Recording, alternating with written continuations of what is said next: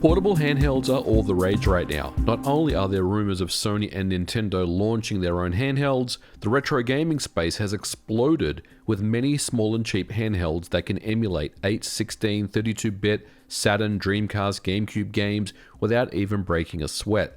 The combination of a cheap ARM-based CPU and heavily optimized ARM-based emulators means that many fans of retro can enjoy portable gaming without requiring to hack up a Nintendo Switch, 3DS, or a Steam Deck, for instance. But handhelds that can be loaded full of open source emulators and homebrew aren't new. They've been around for over 20 years, and today we're going to take a look at this device here, the GP2X Wiz, one of the very earliest handheld retro gaming devices that released in 2009 by company Game Park Holdings. The story of Game Park Holdings and how they came to be is an interesting one. Back in 1996, South Korean company Game Park was formed. At the time, you could only play games on your PC, and in the arcades, the gaming industry had no support from the government. This was all because a law was in place that prohibited the import of Japanese electronics after World War II. This led to the government offering a cash incentive to launch a video game company that could compete against the dominant Japanese market, and this would lead to the formation of Game Park. Game Park would launch the GP32, their very first handheld, in 2001. It sold moderately well initially, but by January of 2002, the South Korean government approved all imports of Japanese electronics, which meant that the Game Boy Advance could be sold in South Korea. The GP32 itself was nothing special as a game machine. Pitted against the Game Boy Advance, it was an ARM-based portable device that really failed to win any market share against the GBA and other competitors. However, the GP32 would go on to sell about 30,000 units around the world. Developers really embraced the open source nature of the device and started to build homebrew and emulators that could target the GP32, which resulted in a small but growing community. By 2005, there was internal disagreements within the Game Park company itself as to where to take the company. This split led to the formation of Game Park Holdings, which originally released the GP2X in 2005 and the GP2X Wiz, which is what we're looking at today, in 2009. The GP2X was a very popular product, selling over 60,000 units worldwide, and the GP2X Wiz was the next generation of GP2X product, featuring a 533 MHz ARM9 processor, which could be overclocked all the way up to 900 MHz. It had 1 GB of internal flash NAND storage and also expandable via SD card support. It featured 64 MB of DDR RAM, and it was a Linux-based operating system. It also had a 2.0 USB device, as well as a very small and light form factor, coming in at just 4.7 inches wide by 2.4 inches in height, with a 2.8-inch AMOLED touchscreen display that supported a 320 by 240 resolution. It was also a very capable media center, supporting formats such as DivX, XVID, MP4, AVI, MP3, WAV. It could also run movies up to 640 by 480 at 30 frames per second with a maximum bitrate of around 2500 kilobits per second. And the release price was just $179.99 in the US. And for 2009, this was considered quite a bargain. Not only was it powerful, it was cheap, and even more importantly, its small form factor. And as you can see here, it's much smaller when you compare it to a Game Boy Advance. The only thing that would be smaller than the GP2X Wiz would be the GBA Micro, coming in at just a 2-inch display. Now, taking a closer look at the GP2X Wiz, there is a lot of interesting things going on. First of all, you can see that this particular device is absolutely tiny. We've got a 2.8-inch AMOLED touchscreen device here, and it also comes with a built-in stylus, as you can see, and I can just use my stylus to kind of navigate, or I can also use the buttons.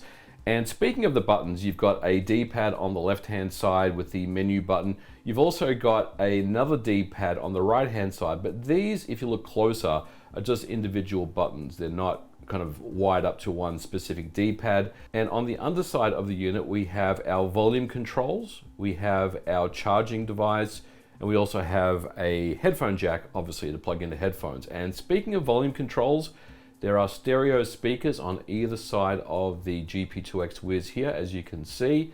And on the top of the device, we have our microphone. So there is a built-in microphone in this particular device. There's also L and R shoulder buttons, as well as the SD card slot. And this is obviously where you can plug in your expansion SD card and have all the homebrew emulators and built-in games, is what they call them here on the device, as you want.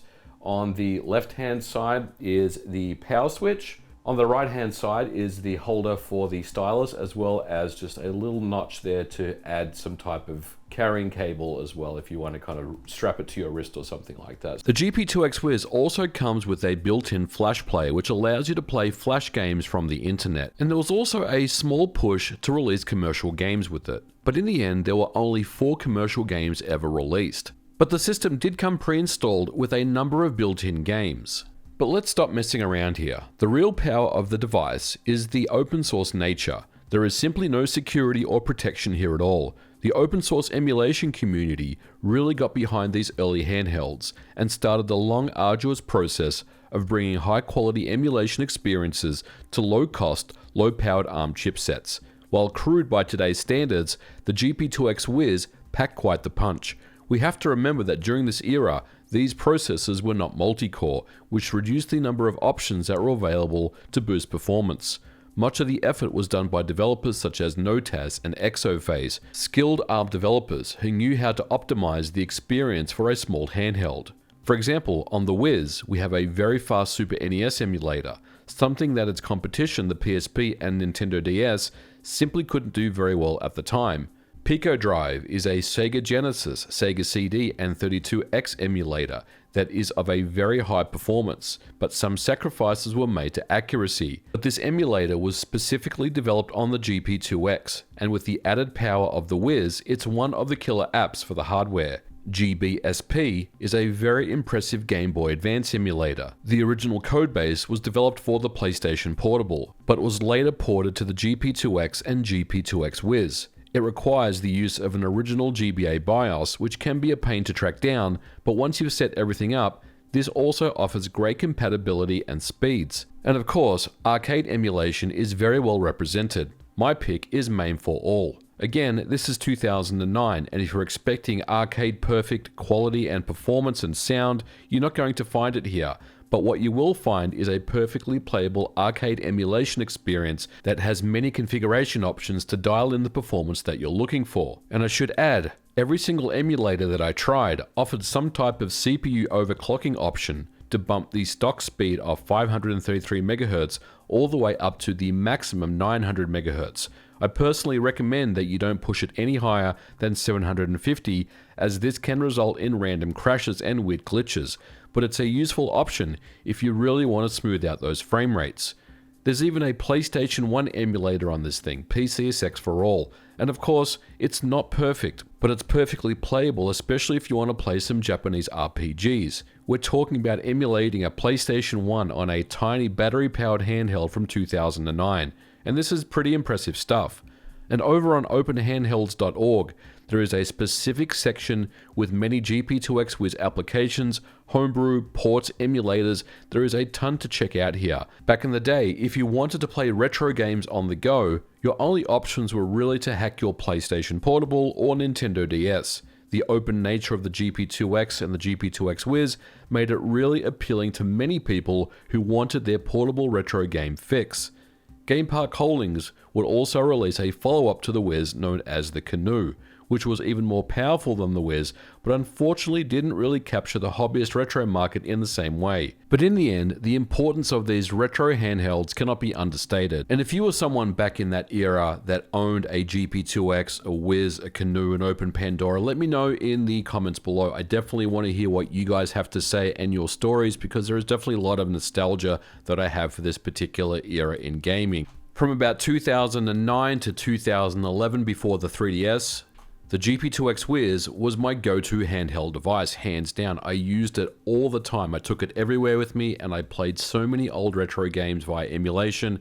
It was incredible. But that's going to do it for today's episode, guys. Thank you so much for watching. If you liked this episode, please don't forget to leave me a thumbs up, leave a comment below, and I'll catch you guys in the next episode.